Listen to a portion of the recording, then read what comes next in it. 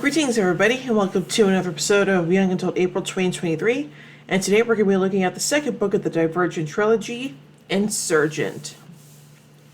After the events of Divergent, Beatrice Tris Pryor, Tobias For Eden, Caleb Pryor, Peter Hayes, and Marcus Eden seek refuge in the Amity sector.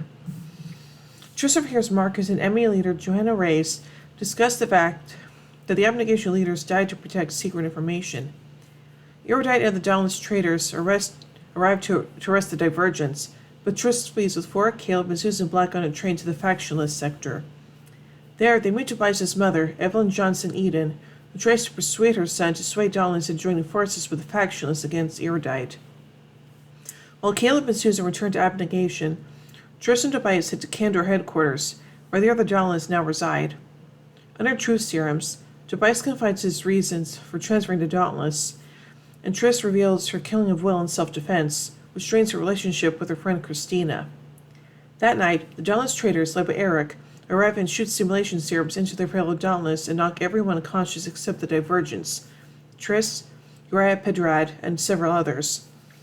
As Eric begins executing the Divergents, Tris wounds him and allows the others to capture him as the remaining traitors flee.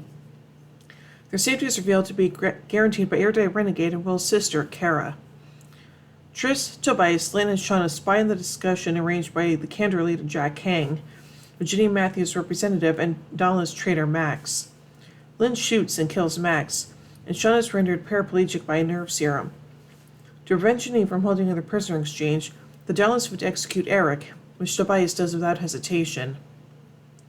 To avoid being dependent on Candor, the Dauntless return to their own headquarters and disable most of the security cameras inside. However, Tris is alerted by Christina that one camera has caused 3 Dauntless members, Marlene, Hector, and Key, to become simulated into attempting suicide unless the Divergent is handed over. They are unable to save Marlene. Tris surrenders to Erudite and is placed installed by Peter and, to her shock, Caleb, both of whom are working with Janine. Tobias falls and is captured, but not before he convinces Dauntless to ally with the factionless, with their insurgency arranged to occur several days. After unsuccessful simulation tests, Janine orders Tris' execution, but Peter swaps a lethal dose with the paralytic and frees Tobias, and the 3 escape to abnegation.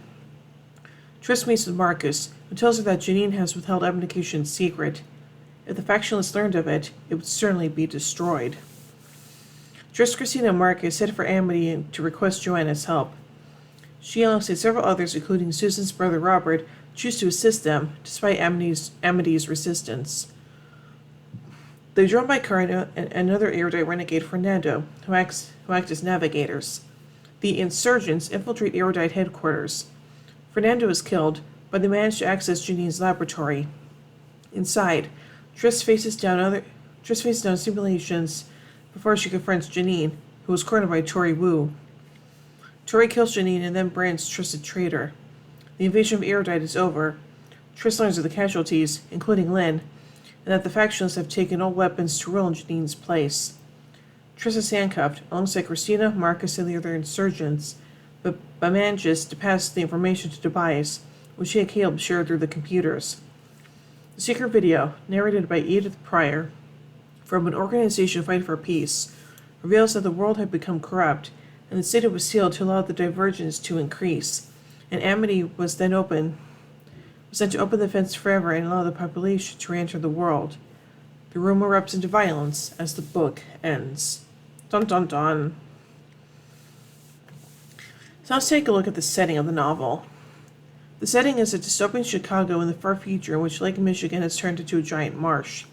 The Cantor compound surrounds a ruined merchandise mart called the Merciless Mart because of their unrelenting honesty. The Amity live on farms outside a fence that surrounds the city and keeps the other factions in. There is a central meeting area as a building with a giant tree in the center. The Dauntless compound is the combination of a glass building and a deep cave underneath it, and is nicknamed the Pit. The abnegation sector is a cookie-cutter neighborhood in which everything looks alike.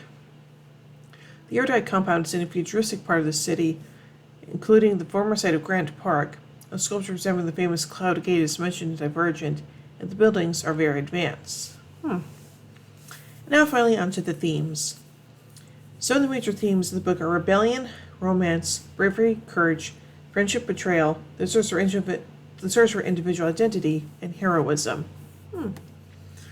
So overall, I think this book is pretty good, and yeah, definitely think it's a little bit better than the first one. So yeah. So overall, I give Insurgent 4 Dauntless Fires out of 5. Well, anyway, tune in tomorrow as we take a look at the final book in the series, Allegiant. So until then, see you, everybody.